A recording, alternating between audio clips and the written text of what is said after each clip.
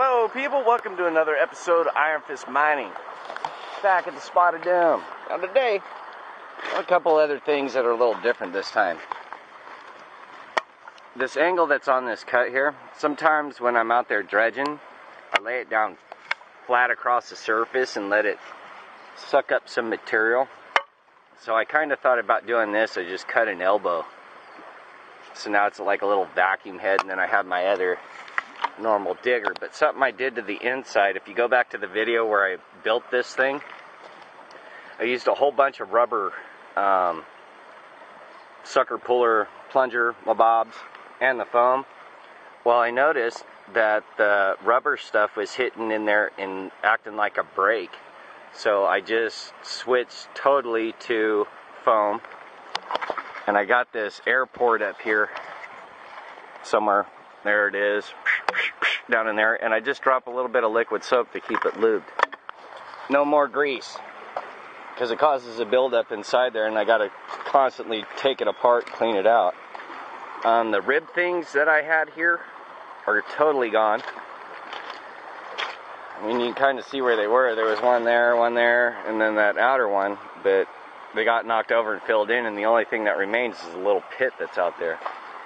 Now, I don't know if you guys remember, but in one episode, I kept going on and on and on about the bottom line, which is down there.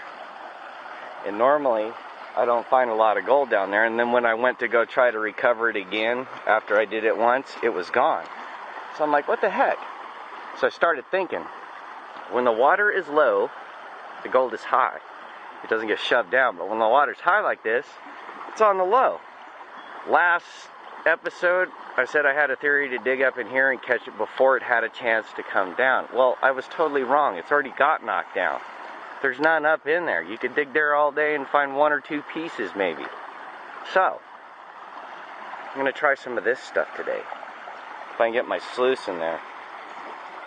Now it's going to take some more shaping and kicking stuff loose, so we'll see what I come up with. But today's plan is to get more gold than I normally do by testing the theory. See, if the theory is right and sound, the observation and a hypothesis will come later, and then finally, at some points, you will figure out the mystery of the gold. So, maybe. We'll see. Where the hell's that other big rock I had? Where'd it go? There's a big rock, like, right there. Oh, it got shoved way down there.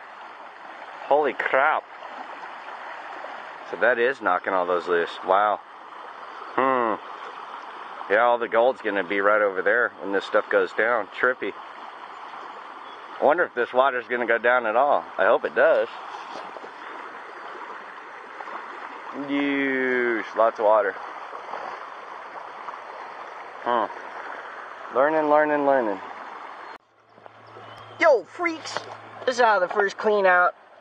It's after about an hour, maybe 45 minutes. And what I've been doing is, I showed you in the last episode that I was dumping it in 2 buckets. And rather than clean this one out, usually that's out of the shark tooth because it's on the bottom. What I'll do is I'll just dump it back in and set them back up, dump it back in, and run it again. That way I'm not sitting there panning all that junk. You know what I mean? Otherwise you can for a couple pieces, but the money maker is that one right there with the hog mat in it. It depends on, your forward sluice. Whatever kind of forward sluice you're running, if you're running a 2 sluice setup like I am. Otherwise, if you don't have 2 sluices, it really doesn't matter. But that's just one way you can go about saving time. Because it takes a while to pan it down to that pretty. And it is kind of pretty for one pan. First pan of the day. Some of you guys are wondering how I'm getting that much. Well, it's because of my method, baby. Gotta follow my method.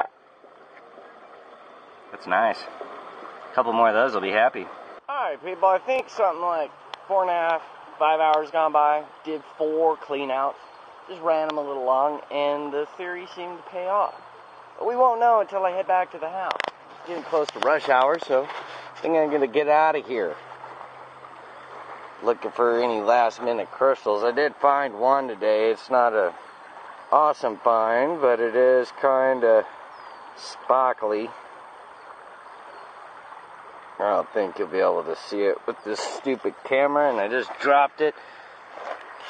Yep. It's kind of cool. Yep. Let's get out of here. Back at the pad with the Mr. Milo. Milo. Wake up.